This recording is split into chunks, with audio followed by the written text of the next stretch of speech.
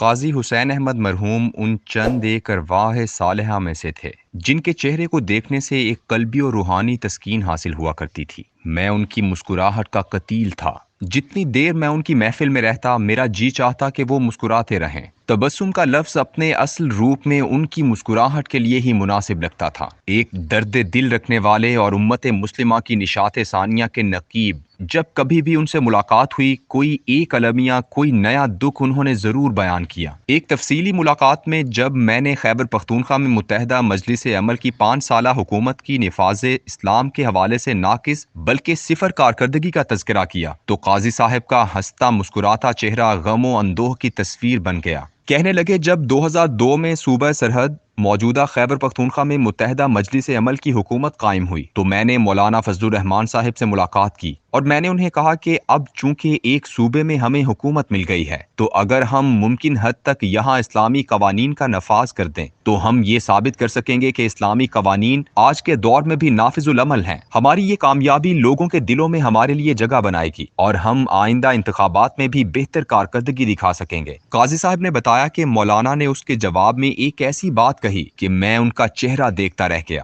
مولانا نے فرمایا کہ جمعیت العلماء اسلام اپنی پیش رو جماعت جمعیت العلماء ہند کی طرح کبھی بھی نفاذ اسلام کے مقصد کے لیے کام نہیں کرتی۔ یہ ایک عمومی سیاسی جماعت ہے جیسے باقی تمام سیاسی پارٹیاں ہوتی ہیں، اور وہ حالات و واقعات اور اسباب و علل کو دیکھ کر سیاست کرتی ہیں۔ بر صغیر کی عملی سیاست کے حوالے سے مولانا کی یہ بات درست اور تاریخی حقائق لیے ہوئے ہے۔ یہی مروجہ سیاست ہی تو ہے جو 1920 کے پہلے عمومی انتخابات کی کوکھ سے برآمد ہوئی، اور اس ایک صدی میں اس نے لفظ سیاست کو ایک منفی استعارہ بنا کر رکھ دیا۔ آپ نے بارہا لوگوں کو یہ کہتے سنا ہوگا کہ میرے ساتھ سیاست مت کرو، یعنی کھری کھری بات کرو، سچ بولو۔ یہ سیاسی داو پیچ اور مطلب پرستی ہی تو تھی کہ خیبر پختونخوا اور بلوچستان کی اکثر چائے خانوں میں یہ بورڈ آویزاں ہوتے تھے کہ یہاں چرس پینا اور سیاسی گفتگو کرنا منع ہے۔ جمعیت العلماء ہند اسی سیاسی شعبدہ بازی کے ماحول میں جنم لینے والی ایک سیاسی پارٹی تھی جس کی بنیاد چند علماء کرام نے 19 نومبر 1919 کو رکھی، جن میں کفایت اللہ دہلوی، ثناء اللہ امرتسری، ابراہیم میر سیالکوٹی اور عبد الباری فرنگی محلی شامل تھے۔ یہ تاثر غلط ہے کہ جمعیت العلماء ہند کی بنیاد مولانا محمود الحسن اور مولانا حسین احمد مدنی نے رکھی تھی، کیونکہ یہ دونوں حضرات اس وقت مالٹا کی جیل میں قید تھے۔ لیکن جمعیت العلماء ہند کو قائم کرنے والے تمام علماء چونکہ دیوبند مکتبہ فکر سے تعلق رکھتے تھے، اس لیے آہستہ آہستہ انہوں نے اپنی سیاست کاری سے اس پورے مکتبہ فکر کے علماء اور پیروکاروں کو یرغمال بنا لیا، بالکل اسی طرح جیسے آج مولانا فضل الرحمان نے تمام دیوبندی فکر رکھنے والوں کو یرغمال بنا رکھا ہے۔ 11 ستمبر 2001 کے بعد جب پرویز مشرف کی حکومت نے پاکستان میں طالبان سے ہمدردی رکھنے والے افراد پر کریک ڈاؤن کا آغاز کیا تو ان میں اکثریت دیوبندی مکتبہ فکر سے تعلق رکھنے والے افراد کی تھی، کیونکہ افغانستان کے طالبان انہی مدرسوں سے فارغ التحصیل ہو کر نکلے ہوئے تھے۔ ایسے میں مولانا فضل الرحمان کی سیاسی بصیرت اور بصارت نے بھانپ لیا کہ اگر میں نے دیوبند مکتبہ فکر کے ماننے والے علماء و طلباء میں یہ خوف بیچ دیا کہ اگر تم میری یعنی جمعیت العلماء اسلام کی چھتری تلے جمع نہ ہوئے تو پھر ایک ایک کر کے مارے جاؤ گے تو پھر میری سیاست کامیاب ہو سکتی ہے۔ مولانا کی یہ دھمکی ایسی کارگر ثابت ہوئی کہ نہ چاہتے ہوئے بھی پورا دیوبندی مکتبہ فکر ان کی مٹھی میں آ گیا۔ حالت یہ ہے کہ آپ آج ان کی پگڑی کے بل پر بھی انگلی اٹھائیں تو ان کے دیوانے و فرزانے آپ کی ایسی کردار کشی کریں گے، آپ کو ایسی مغلظات سنائیں گے اور آپ کو اس قدر صفائی اور ڈھٹائی سے قادیانی اور یہودی ایجنٹ بنا دیں گے کہ آپ اپنی عزت سمیٹ کر خاموش ہونے میں ہی عافیت سمجھیں گے۔